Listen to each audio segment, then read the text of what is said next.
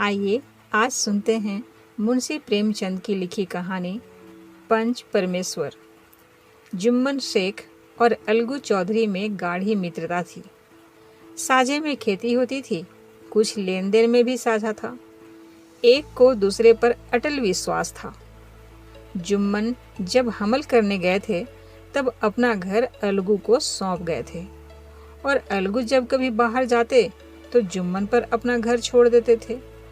उनमें न खान पान का व्यवहार था, न धर्म का नाता, केवल विचार मिलते थे। मित्रता का मूल मंत्र भी यही है। इस मित्रता का जन्म उसी समय हुआ जब दोनों मित्र बालक ही थे और जुम्मन के पूज्य पिता जुमराती उन्हें शिक्षा प्रदान करते थे। अलगू ने गुरुजी की बहुत सेवा की थी, खूब रकाबियां मांजी, खूब प्याले धोए।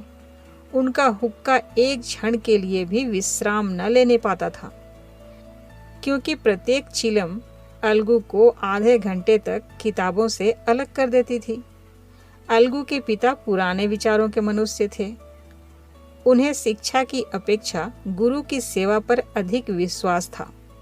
वह कहते थे कि विद्या पढ़ने से नहीं आती, जो कुछ होता है गुरु के आशीर्वाद से। बस गुरु जी की कृपा दृष्टि चाहिए।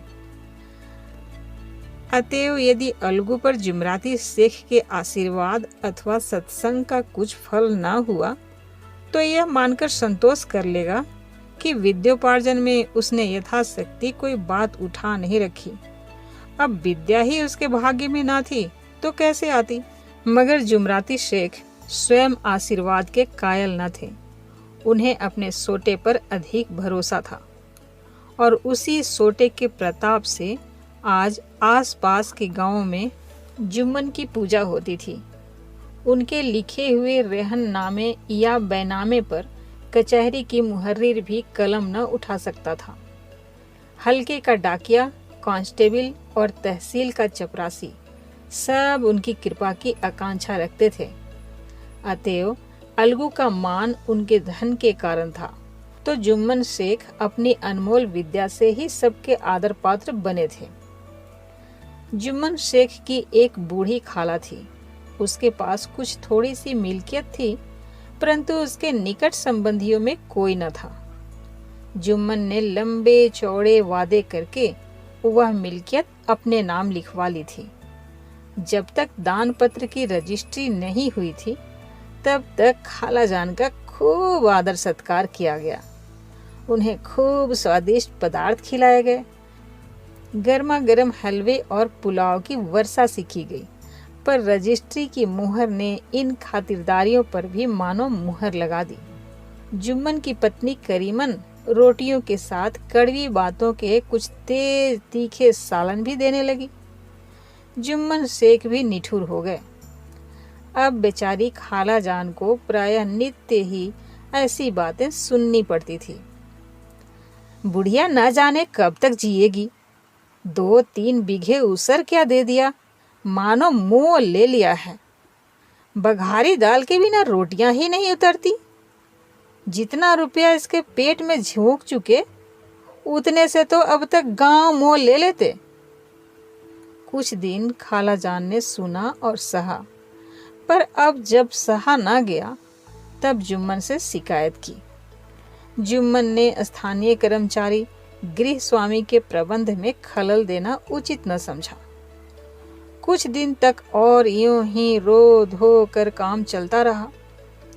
अंत में एक दिन खाला ने जुम्मन से कहा, बेटा, तुम्हारे साथ मेरा निर्वाह ना होगा, तुम मुझे कुछ रुपए दे दिया करो, मैं अपना पका खा लूंगी। जुम्मन ने धृष्टता के साथ उत्तर दिया, रुपए क्या यहाँ फलते हैं? खाला ने नम्रता से कहा, अरे मुझे कुछ रूखा सूखा चाहिए भी कि नहीं? जुम्मन ने गंभीर स्वर से जवाब दिया, तो कोई यह थोड़ी ही समझा था कि तुम मौत से लड़कर आई हो। खाला बिगड़ गई। उन्होंने पंचायत करने की धमकी दी। जुम्मन हंसे, जिस तरह कोई शिकारी हिरन को जाल की तरफ जाते देखकर मन ही मन हंसता है। वह बोले, जा जा, जरूर पंचायत करो, फैसला हो जाए। मुझे भी यह रात दिन की खटखट पसंद नहीं है। पंचायत में किसकी जीत होगी, इस विषय में जुम्मन को कुछ भी संदेह न था। आसपास के गांवों में ऐसा कौन था जो उसके अनुग्रहों का ऋणी न हो? ऐसा कौन था जो उसको शत्रु बनाने का साहस कर सके? किसमें इतना बल था जो उसका सामना कर सके? आसमान के फरिश्ते तो पंचायत करने आवेंगे नहीं। इसके बाद कई दिन तक बूढ़ी खाला हाथ में एक लकड़ी लिए आसपास के गांवों में दौड़ती रही। कमर झुककर कमान हो गई थी। एक एक पग चलना दूभर था, मगर बात आ पड़ी थी, उसका निर्णय करना जरूरी था। बिरला ही कोई भला आदमी होगा जिसके सामने बुढ़िया ने दुख के आंसू न बहाए हों। किसी ने तो यूं ही ऊपर मन से हाँ करके टाल दिया और किसी ने इस विषय पर जमाने को गालियां दी। कहा, कब्र में पांव लटके हुए हैं, आज मरे कल दूसरा दिन, पर हवस नहीं मानती। अब तुम्हें क्या चाहिए? रोटी खाओ और अल्लाह का नाम लो। तुम्हें अब खेती बाड़ी से क्या काम है? कुछ ऐसे सज्जन भी थे जिन्हें हास्य रस के रसास्वादन का अच्छा अवसर मिला। झुकी हुई कमर, पोपला मुंह, सन के से बाल, इतनी सामग्री एकत्र हों तब हंसी क्यों ना आए? ऐसे न्याय प्रिय, दयालु और दीन वत्सल पुरुष बहुत कम थे जिन्होंने उस अबला के दुखड़े को गौर से सुना हो और उसको सांत्वना दी हो। चारों ओर से घूम घाम कर बेचारी अलगू चौधरी के पास आई, लाठी पटक दी और दम लेकर बोली, बेटा तुम भी दम भर के लिए मेरी पंचायत में चले आना। अलगू, मुझे बुलाकर क्या करोगी? कई गांव के आदमी तो आवेंगे ही। खाला, अपनी विपत तो सबके आगे रो आई, अब आने ना आने का अख्तियार उनको है। अलगू, यूं आने को आ जाऊंगा मगर पंचायत में मुंह ना खोलूंगा। खाला, क्यों बेटा? अलगू, अब इसका क्या जवाब दूं? अपनी खुशी, जुम्मन मेरा पुराना मित्र है, उससे बिगाड़ नहीं कर सकता। खाला, बेटा क्या बिगाड़ के डर से ईमान की बात ना कहोगे?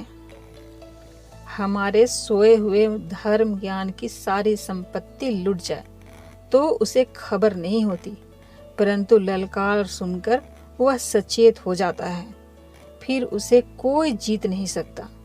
अलगू इस सवाल का कोई उत्तर न दे सका, पर उसके हृदय में ये शब्द गूंज रहे थे, क्या बिगाड़ के डर से ईमान की बात न कहोगे? संध्या समय एक पेड़ के नीचे पंचायत बैठी। शेख जुम्मन ने पहले से ही फर्श बिछा रखा था। उन्होंने पान, इलायची, हुक्के, तंबाकू आदि का प्रबंध भी किया था। हाँ, वह स्वयं अलबत्ता अलगू चौधरी के साथ जरा दूर पर बैठे थे। जब पंचायत में कोई आ जाता था तब दबे हुए सलाम से उसका स्वागत करते थे। जब सूर्य अस्त हो गया और चिड़ियों की कलरव युक्त पंचायत पेड़ों पर बैठी, तब यहाँ भी पंचायत शुरू हुई। फर्श की एक एक अंगुल जमीन भर गई, पर अधिकांश दर्शक ही थे। निमंत्रित महाशयों में से केवल वे ही लोग पधारे थे जिन्हें जुम्मन से अपनी कुछ कसर निकालनी थी। एक कोने में आग सुलग रही थी, नाई ताबड़तोड़ चिलम भर रहा था। यह निर्णय करना असंभव था कि सुलगते हुए उपलों से अधिक धुआं निकलता था या चिलम के दमों से। लड़के इधर उधर दौड़ रहे थे, कोई आपस में गाली गलौज करते और कोई रोते थे। चारों तरफ कोलाहल मच रहा था। गांव के कुत्ते इस जमाव को भोज समझकर झुंड के झुंड जमा हो गए थे। पंच लोग बैठ गए तो बूढ़ी खाला ने उनसे विनती की, पंचो, आज 3 साल हुए मैंने अपनी सारी जायदाद अपने भांजे जुम्मन के नाम लिख दी थी। इसे आप लोग जानते ही होंगे। जुम्मन ने मुझे ताहयात रोटी कपड़ा देना कबूल किया। साल भर तो मैंने इसके साथ रो धो कर काटा, पर अब रात दिन का रोना नहीं सहा जाता। मुझे ना पेट की रोटी मिलती है, ना तन का कपड़ा। बेकस बेवा हूँ, कचहरी दरबार नहीं कर सकती। तुम्हारे सिवा और किसको अपना दुख सुनाऊं? तुम लोग जो राह निकाल दो उसी पर चलूं। अगर मुझ में कोई ऐब देखो तो मेरे मुंह पर थप्पड़ मारो। जुम्मन में कोई बुराई देखो तो उसे समझाओ। क्यों एक बेकस की आह लेता है? मैं पंचों का हुक्म सिर माथे पर चढ़ाऊंगी। रामधन मिश्र, जिनके कई असामियों को जुम्मन ने अपने गांव में बसा लिया था, बोले, जुम्मन मियाँ, किसे पंच बदते हो? अभी से इसका निपटारा कर लो, फिर जो कुछ पंच कहेंगे वही मानना पड़ेगा। जुम्मन को इस समय सदस्यों में विशेषकर वही लोग दिख पड़े जिनसे किसी न किसी कारण उनका वैमनस्य था। जुम्मन बोले, पंचों का हुक्म अल्लाह का हुक्म है। खाला जान जिसे चाहे उसे बदें, मुझे कोई उज्र नहीं। खाला ने चिल्लाकर कहा, अरे अल्लाह के बंदे, पंचों का नाम क्यों नहीं बता देता? कुछ मुझे भी तो मालूम हो। जुम्मन ने क्रोध से कहा, अब इस वक्त मेरा मुंह ना खुलवाओ। तुम्हारी बन पड़ी है, जिसे चाहो पंच बदो। खाला जान जुम्मन के आक्षेप को समझ गई। वह बोली, बेटा, खुदा से डरो। पंच ना किसी के दोस्त होते हैं, ना किसी के दुश्मन। कैसी बात कहते हो? और तुम्हारा किसी पर विश्वास ना हो तो जाने दो। अलगू चौधरी को तो मानते हो ना? लो, मैं उन्हीं को सरपंच बदती हूँ। जुम्मन शेख आनंद से फूल उठे, परंतु भावों को छिपाकर बोले, अलगू ही सही, मेरे लिए जैसे रामधन वैसे अलगू। अलगू इस झमेले में फंसना नहीं चाहते थे। वे कन्नी काटने लगे। बोले, खाला, तुम जानती हो कि मेरी जुम्मन से गाढ़ी दोस्ती है। खाला ने गंभीर स्वर में कहा, बेटा, दोस्ती के लिए कोई अपना ईमान नहीं बेचता। पंच के दिल में खुदा बसता है। पंचों के मुंह से जो बात निकलती है ना, वह खुदा की तरफ से निकलती है। अलगू चौधरी सरपंच हुए। रामधन मिश्र और जुम्मन के दूसरे विरोधियों ने बुढ़िया को मन में बहुत कोसा। अलगू चौधरी बोले, शेख जुम्मन, हम और तुम पुराने दोस्त हैं। जब काम पड़ा तुमने हमारी मदद की है, और हम भी जो कुछ बन पड़ा तुम्हारी सेवा करते रहे हैं।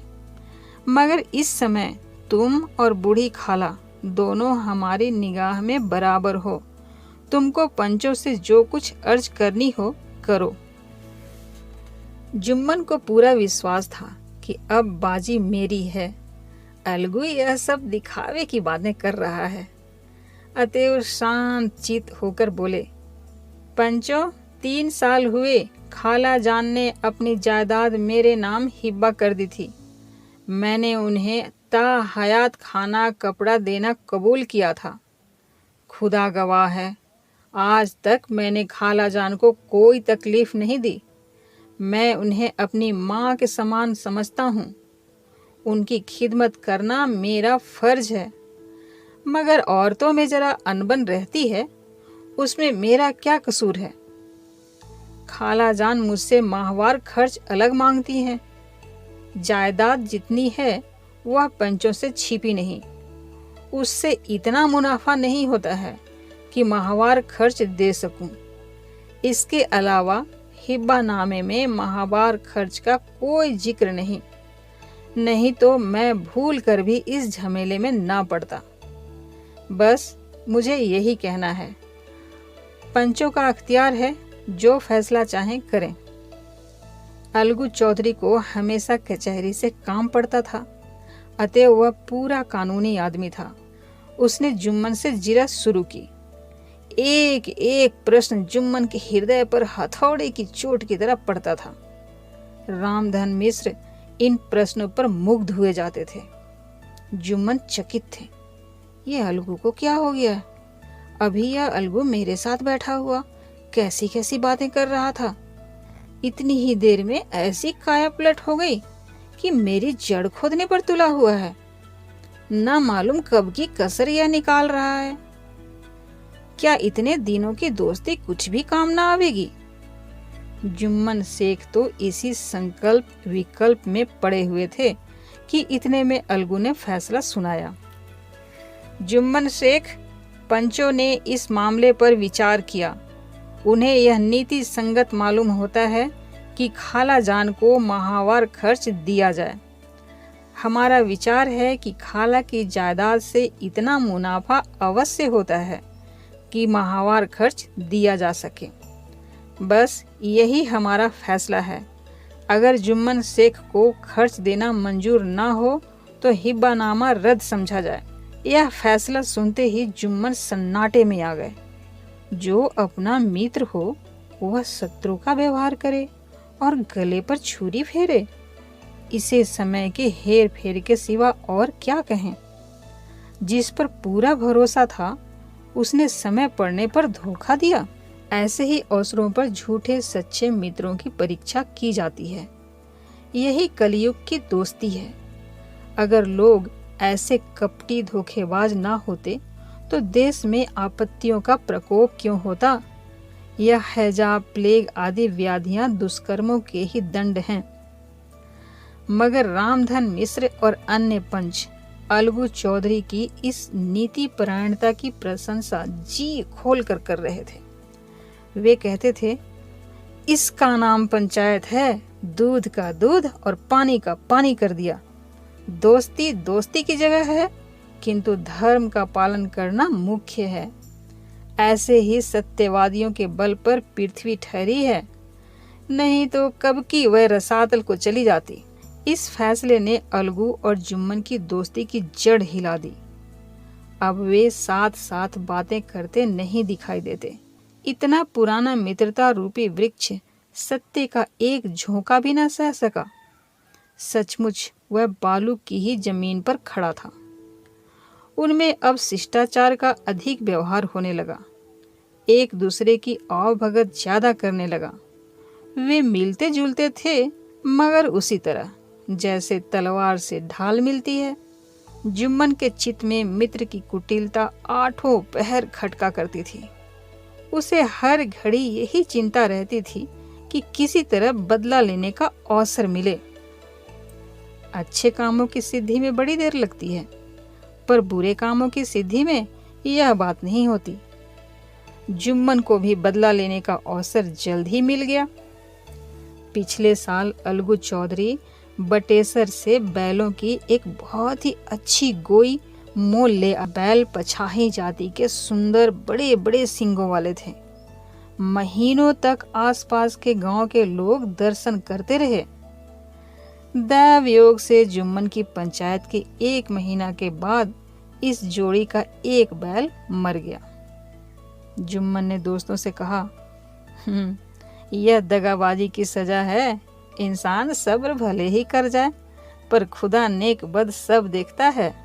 अलगू को संदेह हुआ कि जुम्मन ने बैल को विष दिला दिया है। चौधराइन ने भी जुम्मन पर ही इस दुर्घटना का दोषारोपण किया। उसने कहा, जुम्मन ने कुछ कर करा दिया है। चौधराइन और करीमन में इस विषय पर एक दिन खूब ही वाद विवाद हुआ। दोनों देवियों ने शब्द बाहुल्य की नदी बहा दी। जुम्मन ने किसी तरह शांति स्थापित की। उन्होंने अपनी पत्नी को डांट डपट कर समझा दिया। वह उसे उस रणभूमि से भी हटा ले गए। उधर अलगू चौधरी ने समझाने बुझाने का काम अपने तर्कपूर्ण सोटे से लिया। अब अकेला बैल किस काम का?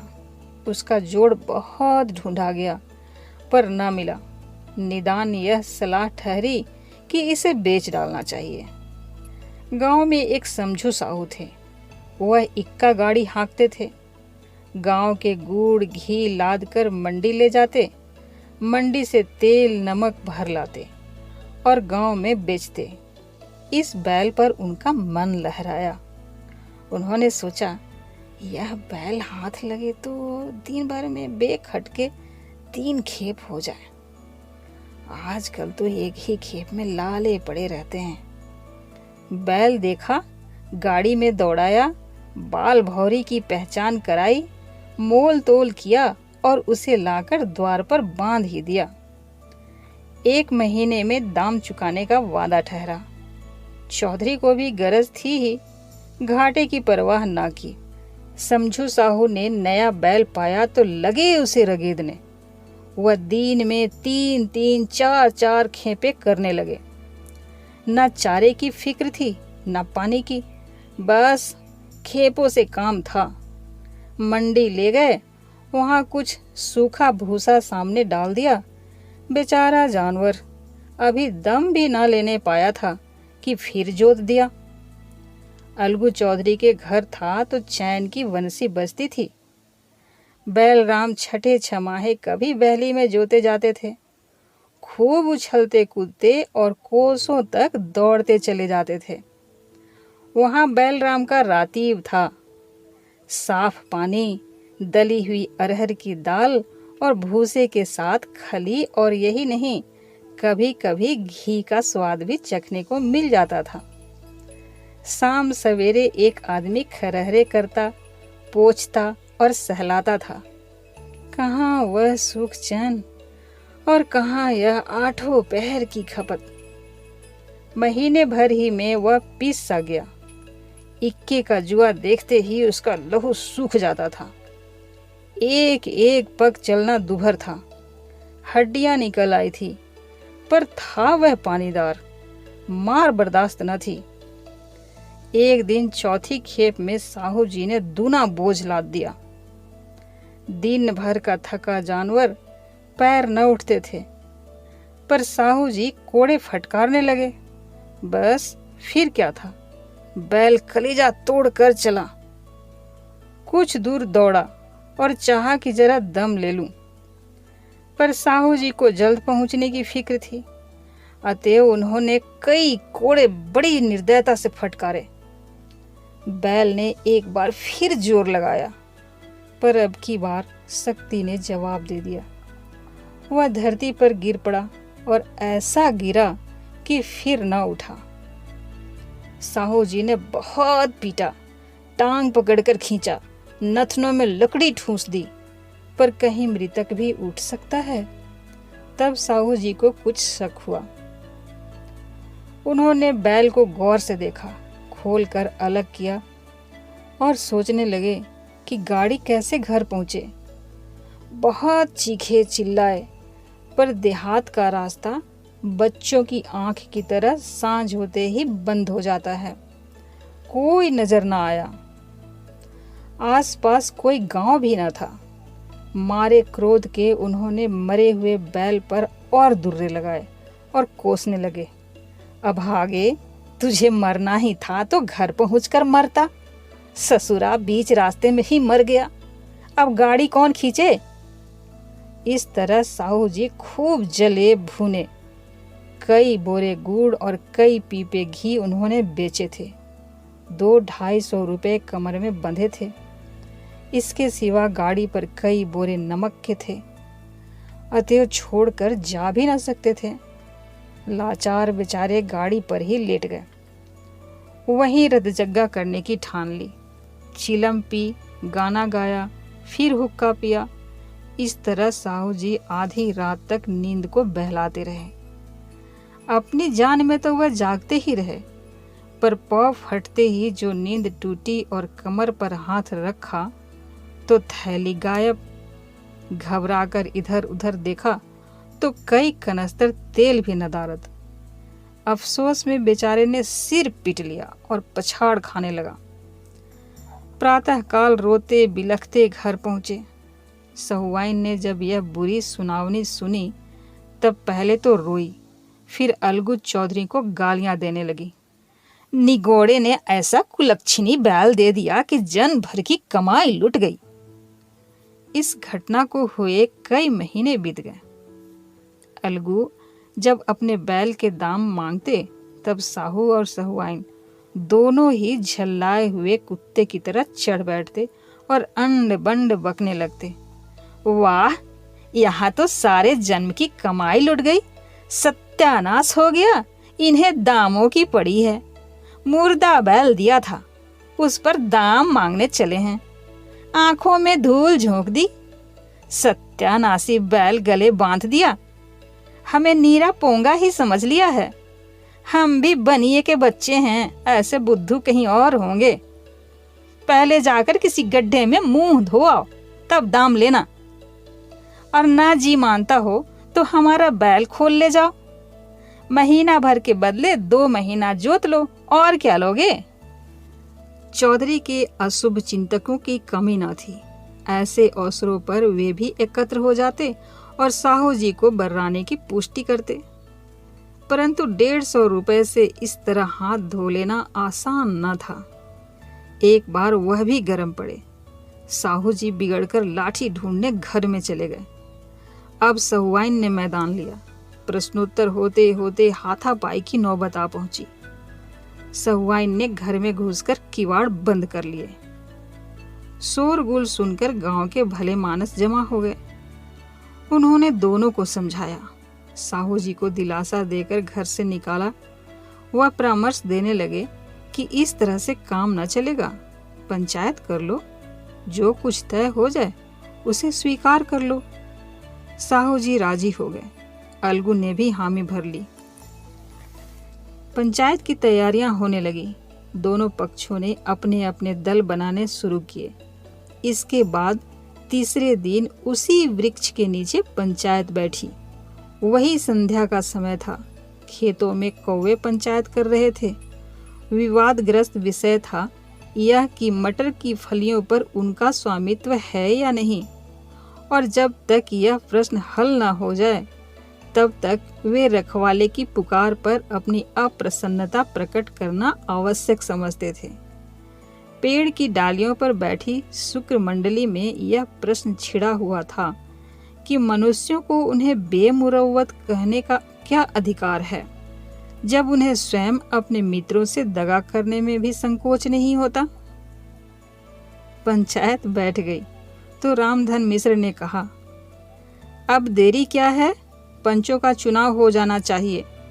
बोलो चौधरी, किस किस को पंच बदते हो। अलगू ने दीन भाव से कहा, समझू साहू ही चुन ले। समझू खड़े हुए और कड़क कर बोले, मेरी ओर से जुम्मन शेख। जुम्मन का नाम सुनते ही अलगू चौधरी का कलेजा धक धक करने लगा, मानो किसी ने अचानक थप्पड़ मार दिया हो। रामधन अलगू के मित्र थे। वह बात को ताड़ गए। पूछा, क्यों चौधरी, तुम्हें कोई उज्र तो नहीं। चौधरी ने निराश होकर कहा, नहीं, मुझे क्या उज्र होगा। अपने उत्तरदायित्व का ज्ञान बहुधा हमारे संकुचित व्यवहारों का सुधारक होता है। जब हम राह भूलकर भटकने लगते हैं तब यही ज्ञान हमारा विश्वसनीय पथ प्रदर्शक बन जाता है।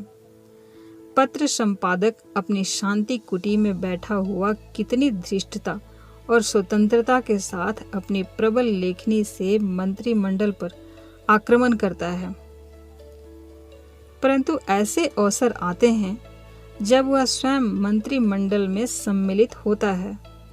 मंडल के भवन में पग धरते ही उसकी लेखनी कितनी मर्मज्ञ, कितनी विचारशील, कितनी न्यायपरायण हो जाती है। इसका कारण उत्तरदायित्व का ज्ञान है। नवयुवक युवावस्था में कितना उदंड रहता है। माता पिता उसकी ओर से कितने चिंतित रहते हैं। वे उसे कुल कलंक समझते हैं। परंतु थोड़े ही समय में परिवार का बोझ सिर पर पड़ते ही वह अव्यवस्थित चित्त उन्मत्त युवक कितना धैर्यशील, कैसा शांत चित्त हो जाता है। यह भी उत्तरदायित्व के ज्ञान का फल है। जुम्मन शेख के मन में भी सरपंच का उच्च स्थान ग्रहण करते ही अपनी जिम्मेदारी का भाव पैदा हुआ। उसने सोचा, मैं इस वक्त न्याय और धर्म के सर्वोच्च आसन पर बैठा हूँ। मेरे मुंह से इस समय जो कुछ निकलेगा वह देववाणी के सदृश है, और देववाणी में मेरे मनोविकारों का कदापि समावेश न होना चाहिए। मुझे सत्य से जौ भर भी टलना उचित नहीं। पंचों ने दोनों पक्षों से सवाल जवाब करने शुरू किए। बहुत देर तक दोनों दल अपने अपने पक्ष का समर्थन करते रहे। इस विषय में तो सब सहमत थे कि समझू साहू को बैल का मूल्य देना चाहिए, परंतु दो महाशय इस कारण रियायत करना चाहते थे कि बैल के मर जाने से समझू को हानि हुई। इसके प्रतिकूल दो सभ्य मूल के अतिरिक्त समझू को दंड भी देना चाहते थे, जिससे फिर किसी को पशुओं के साथ ऐसी निर्दयता करने का साहस ना हो। अंत में जुम्मन ने फैसला सुनाया, अलगू चौधरी और समझू साहू, पंचों ने तुम्हारे मामले पर अच्छी तरह विचार किया। समझू को उचित है कि बैल का पूरा दाम दें। जिस वक्त उन्होंने बैल लिया उसे कोई बीमारी ना थी। अगर उसी समय दाम दे दिए जाते तो आज समझू उसे फेर लेने का आग्रह न करते। बैल की मृत्यु सिर्फ इस कारण हुई कि उससे बड़ा कठिन परिश्रम लिया गया और उसके दाने चारे का कोई अच्छा प्रबंध न किया गया। रामधन मिश्र बोले, समझू ने बैल को जानबूझकर मारा है, अतएव उससे दंड लेना चाहिए। जुम्मन बोले, यह दूसरा सवाल है, हमको इससे कोई मतलब नहीं। झगड़ू साहू ने कहा, समझू के साथ कुछ रियायत होनी चाहिए। जुम्मन बोले, यह अलगू चौधरी की इच्छा पर निर्भर है। यह रियायत करें तो उनकी भलमनसी। अलगू चौधरी फूले न समाये, उठ खड़े हुए और जोर से बोले, पंच परमेश्वर की जय। इसके साथ ही चारों ओर से प्रतिध्वनि हुई, पंच परमेश्वर की जय। प्रत्येक मनुष्य जुम्मन की नीति को सराहता था। इसे कहते हैं न्याय। यह मनुष्य का काम नहीं, पंच में परमेश्वर वास करते हैं। यह उन्हीं की महिमा है। पंच के सामने खोटे को कौन खरा कह सकता है। थोड़ी देर बाद जुम्मन अलगू के पास आए और उनके गले लिपटकर बोले, भैया, जब से तुमने मेरी पंचायत की तब से मैं तुम्हारा प्राणघातक शत्रु बन गया था, पर आज मुझे ज्ञात हुआ कि पंच के पद पर बैठकर ना कोई किसी का दोस्त होता है ना दुश्मन। न्याय के सिवा उसे और कुछ नहीं सूझता। आज मुझे विश्वास हो गया कि पंच की जबान से खुदा बोलता है। अलगू रोने लगे। इस पानी से दोनों के दिलों का मैल धुल गया। मित्रता की मुरझाई हुई लता फिर से हरी हो गई। तो ये थी कहानी पंच परमेश्वर की। मुझे उम्मीद है कहानी आपको पसंद आई। हम फिर मिलते हैं अगले वीडियो में किसी नई कहानी के साथ। धन्यवाद।